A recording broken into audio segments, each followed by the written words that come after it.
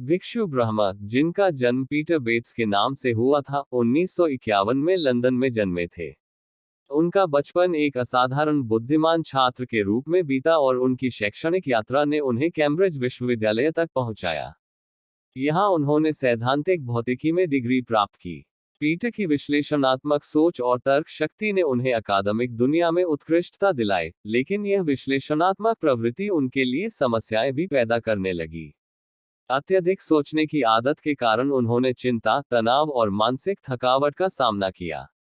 अपने विश्वविद्यालय के दिनों में पीटर ने बौद्ध धर्म की शिक्षाओं की ओर आकर्षण महसूस किया। बौद्ध धर्म की शिक्षाएं, जो कहती हैं कि सच्ची शांति बाहरी परिस्थितियों से नहीं, बल्कि भीतर से आती है, उन्हें गहराई से प्रभावित किया।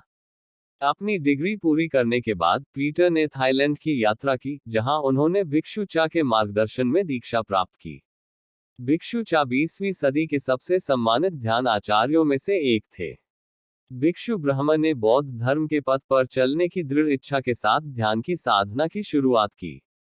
हालांकि उनके विश्लेषणात्मक मन ने ध्यान के इस साधारण लेकिन गहन अभ्यास को चुनौती दी। जब भी वे ध्यान में बैठते, उनके विचार बिना नियंत्रण के दौड़ने लगते। जिस शांति की उन्हें तलाश थी, वह हासिल नहीं हो रही थी। उनके मन में विचारों की एक लहर थी, वे विचारों का विश्लेषण करते, चिंताओं में घिरे रहते और योजनाएं बनाते रहते। यह अत्यधिक सक्रिय मस्तिष्क ध्यान केंद्रित करने और गहरे ध्यान में प्रवेश करने में बाधा बन गया। भिक्षु ब्रह्मा ने अपने इस संघर्ष से हार मान ली। उन्होंने एक शानदार शैक्षणिक करियर और सांसारिक सुख सुविधाओं को त्याग दिया था, केवल यह जानने के लिए कि वे मानसिक उथल पुथल में फंस गए थे। अपने मन को शांत करने के प्रयासों के बावजूद अत्यधिक सोच का सिलसिला लगातार बना रहा। वह घंटों ध्यान करते, लेकिन उनका मन किसी न किसी विचार में उलझा रहता। यह मानसिक शोर उनके ध्यान और दैनिक जीवन को कठिन बना रहा था।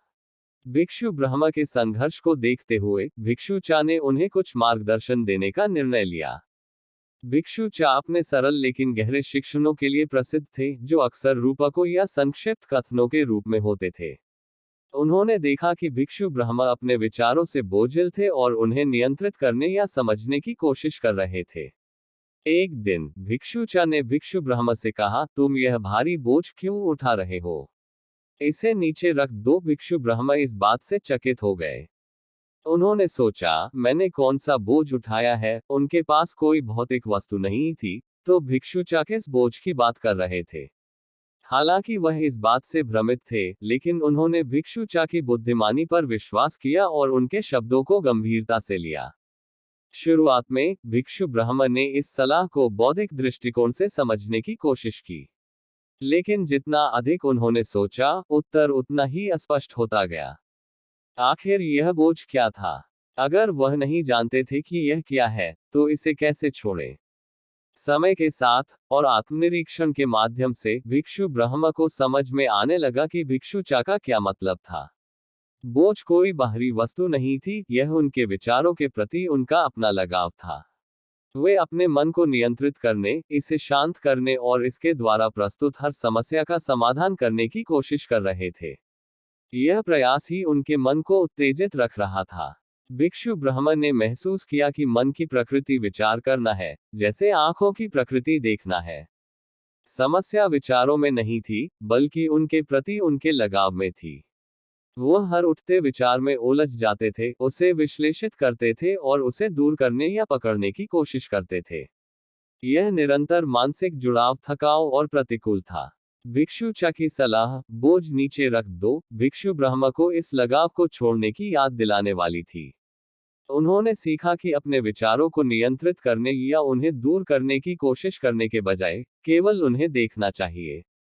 उन्होंने यह अभ्यास शुरू किया कि जब विचार उठते हैं और गुजरते हैं, तो उन्हें बिना किसी हस्तक्षेप के देखा जाए। जब कोई विचार आता, तो वह उसे स्वीकार करते, लेकिन उसके साथ जुड़ते नहीं थे। इसके बजाय वह धीरे धीरे अपने ध्यान को वर्तमान क्षण में लौटाते और अपनी सांस या किसी मंत्र को ध्यान का केंद्र बिंदु बनाते। जैसे जैसे भिक्षु ब्रह्मा ने इस तकनीक का अभ्यास किया, उन्होंने ध्यान में एक महत्वपूर्ण बदलाव महसूस करना शुरू किया। विचार गायब नहीं हुए, लेकिन उन्होंने उन पर अपनी पकड़ खो दी। अब उन्हें हर विचार के साथ जुड़ने की आवश्यकता नहीं महसूस होती थी। इसके बजाय वह उन्हें दूर से देख सकते थे, जैसे आकाश में बादलों को गुजरते हुए देखते हैं।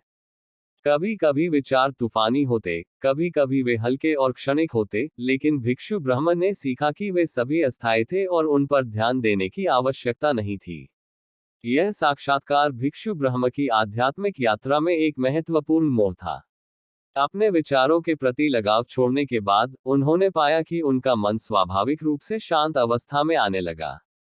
वह मानसिक शोर, जो पहले बहुत जोरदार था, धीरे धीरे कम होने लगा और उन्होंने गहरी स्थिरता और शांति का अनुभव किया। प्रिय मित्रों, जीवन में अक्सर अत्यधिक सोचने की आदत हमें शांति और संतुलन की ओर नहीं बढ़ने देती। भिक्षु ब्रह्म की कहानी हमें सिखाती है कि वास्तविक शांति भीतर से आती है, और इसे प्राप्त करने के लिए हमें अपने विचारों के प्रति लगाव को छोड़ना होता है। अपने विचारों को सिर्फ आकाश में तैरते बादलों की तरह देखें, वे आते हैं और जाते हैं, लेकिन हमें उनके पीछे नहीं भागना चाहिए। आपका ध्यान, आपका मन और आपकी शांति केवल आपकी है। किसी भी चुनौती का सामना करने के लिए आपको केवल वर्तमान क्षण में जीने और अपने विचारों को बिना लगाव के देखने की कला सीखनी होगी। याद रखिए, परिवर्तन भीतर से शुरू होता है, और जब आप अपने मानसिक बोझ को छोड़ देंगे, तो आपको अपनी पूरी शक्ति और शांति का अनुभव होगा। इस प्रकार आप अपने जीवन में वास्तविक स्थिरता और आनंद को खोज पाएंगे। भिक्षु ब्रह्म की यात्रा केवल एक व्यक्तिगत अनुभव नहीं है, बल्कि यह हमारे भीतर की गहराइयों को समझने का एक आदर्श उदाहरण है। जब हम अपने मन की गहराइयों में जाकर आत्मनिरीक्षण करते हैं, तो हम पाएंगे कि अत्यधिक सोच वास्तव में मानसिक जुड़ाव और निरंतरता की आदत से उत्पन्न होती है। अपने विचारों को न देखकर, बल्कि उन्हें साक्षी की तरह देखने की कला हमें मानसिक शांति और स्थिरता की ओर ले जाती है। हम सभी के जीवन में उतार चढ़ाव आते हैं, लेकिन यह हमारा दृष्टिकोण है जो हमें इन परिस्थितियों से बाहर निकालता है। जब हम अपने विचारों के प्रति लगाव को छोड़कर वर्तमान क्षण में जीना सीखते हैं, तो हम न केवल अपने मन की शांति को पाते हैं, बल्कि जीवन की अनिश्चितताओं के प्रति एक नई समझ और स्वीकार्यता भी विकसित करते हैं। इस प्रकार भिक्षु ब्रह्म की यात्रा हमें सिखाती है कि असली परिवर्तन और शांति भीतर से आती है।